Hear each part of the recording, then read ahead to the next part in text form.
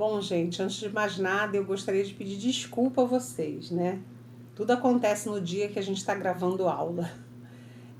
Eu estava gravando a aula de vocês, aquela última parte anterior a essa, de 15 minutos, falando sobre o jogo, né, a brincadeira na escola. E bem no finalzinho, eu não me atentei, meu celular ficou sem memória, porque eu não apaguei o vídeo anterior e por conta disso ele não teve finalização, né? Como eu costumo fazer, vou terminar aqui e a gente vai começar a falar sobre isso, isso, isso. Não houve isso. Eu gravando outro áudio, a minha sócia me liga, enfim, é sempre assim. Mas vamos lá, vamos continuar. Só para a gente finalizar essa parte aí dos jogos, a gente estava falando sobre a importância, né? Como a gente está falando a todo momento aí da questão dos jogos e que os jogos eles nos traz referência principalmente dos educadores e dos nossos familiares, né?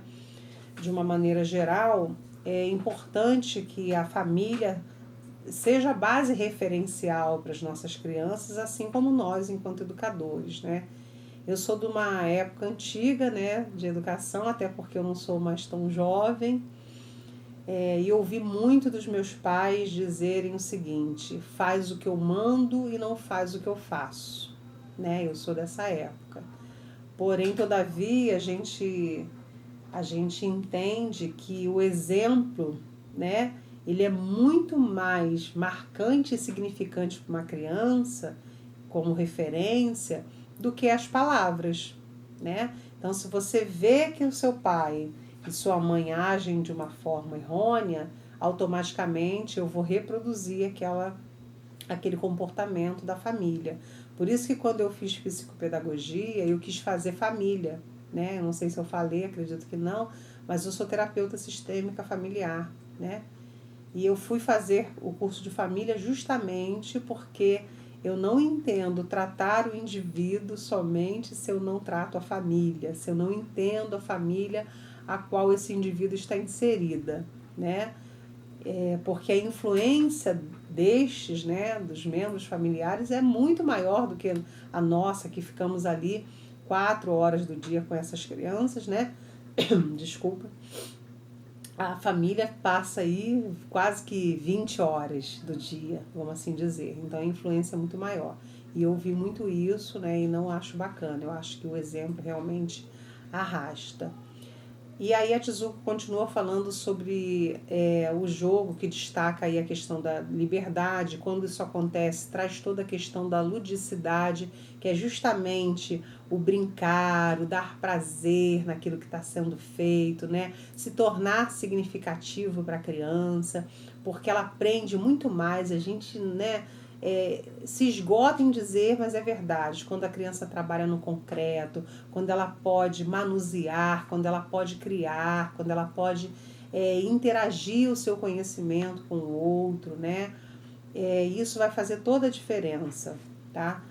E o jogo, ele traz isso, né? Ela diz aqui, o caráter não sério do jogo, a liberdade, as regras, o caráter não representativo, a limitação do jogo no tempo e no espaço e a possibilidade de promover a formação de grupos sociais, né? Porque é através das nossas relações que nós vamos formar aí os nossos grupos sociais.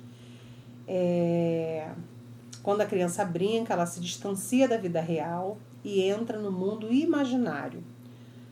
Todo jogo acontece em determinado tempo e espaço, com uma sequência própria da brincadeira. O jogo sempre inclui uma intenção lúdica do jogador, tá?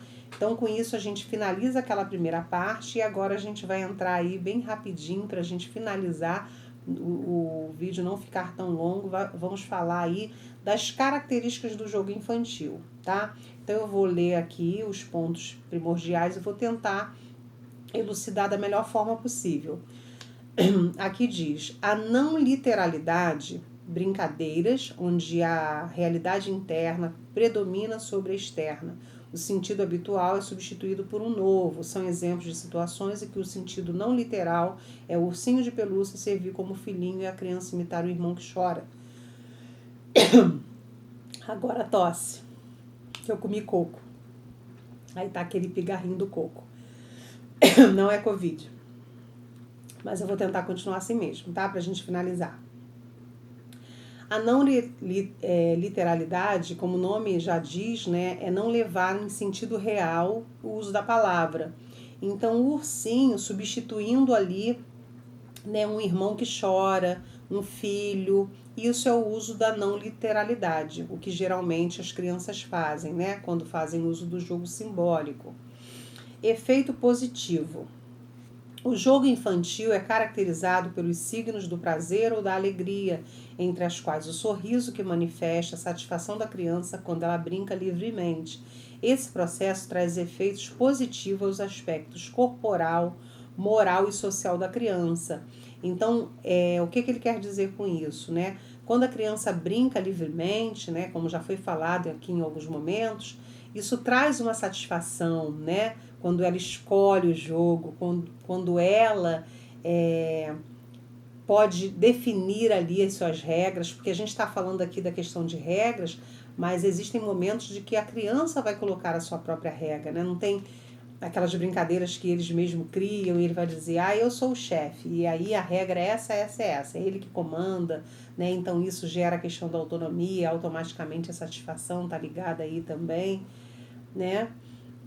Isso é importante, né, no sentido moral e social da criança. É aí que a gente percebe também aquela questão, né, de referência da família, quando ele é mais espertinho, quer burlar, e aí ele dá uma infringida na regra, que tem esses espertinhos também para poder se dar bem, né?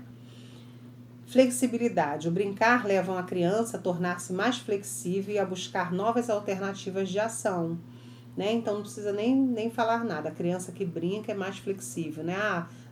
Tá brincando ali com uma determinada brincadeira e de repente uma outra criança chama para uma outra brincadeira, ela vai largar tudo ali e vai brincar com a outra, e é assim que eles funcionam brincando, né? Por isso que há uma flexibilidade, diferente daquele rito, né? Que tem que fazer isso, depois aquilo. A brincadeira, ela possibilita a flexibilidade. Prioridade do processo brincar. Enquanto a criança brinca, sua atenção está concentrada na atividade em si e não em resultados ou efeitos. O jogo infantil só pode receber essa designação quando o objetivo da criança é brincar. Aí fala do jogo educativo, que a gente já falou, né? Que é ligado à questão da aprendizagem, noções e habilidades, ok? Agora sobre a livre escolha. O jogo infantil só pode ser jogo quando escolhido livre e espontaneamente pela criança. Caso contrário, é trabalho ou ensino. Lembra que a gente falou daquela distinção de que quando não pode parar, que quando há um peso de competição, né, de que a criança não pode parar, que ela tem que vencer. Enfim, aquilo ali não é brincadeira, né? É trabalho. Controle interno. No jogo infantil, são os próprios jogadores que determinam o desenvolvimento dos acontecimentos, oportunizando aos alunos a liberdade e o controle interno, né? Essa questão do controle interno também, a gente pode falar aí com relação a lidar com as emoções, com as frustrações entre perder, ganhar, né?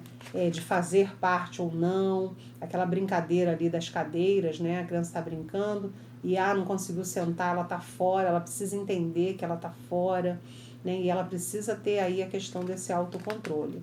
Finalizando, eu vou só falar agora a parte da caracteriza os jogos da seguinte maneira. Se aqui agora é falando alicerçado em Piaget, né? E aí ele coloca uma questão de que o fato do jogo poder ser livre, né, dá essa sensação de liberdade, ele não é vida corrente, nem vida real.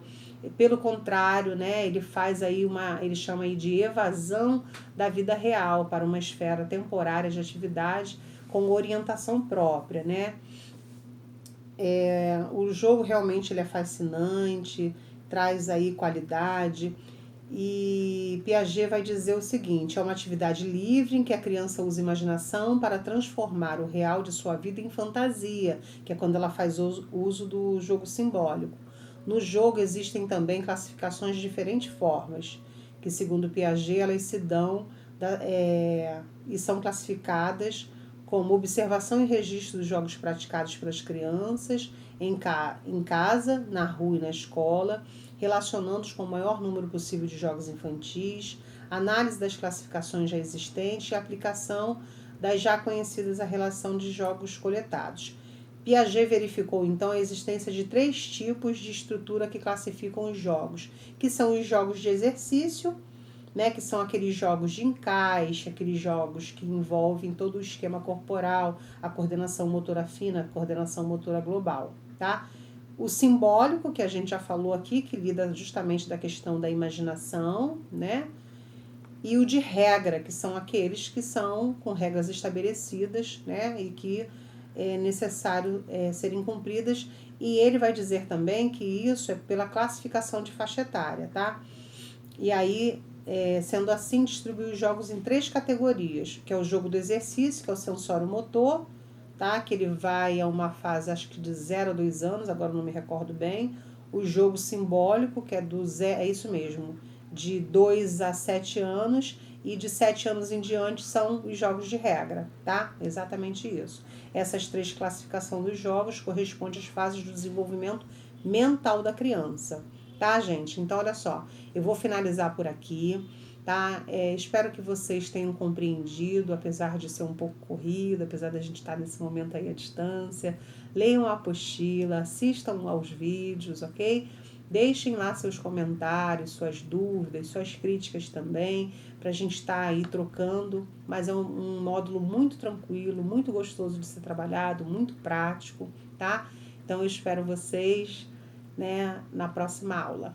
E dentro em breve, pertinho, viu? Porque distante assim, tia Vivi não gosta muito não, gosta mais do ao vivo e a cores, tá? Então, ó, um beijo, tá? Até a próxima e se cuidem!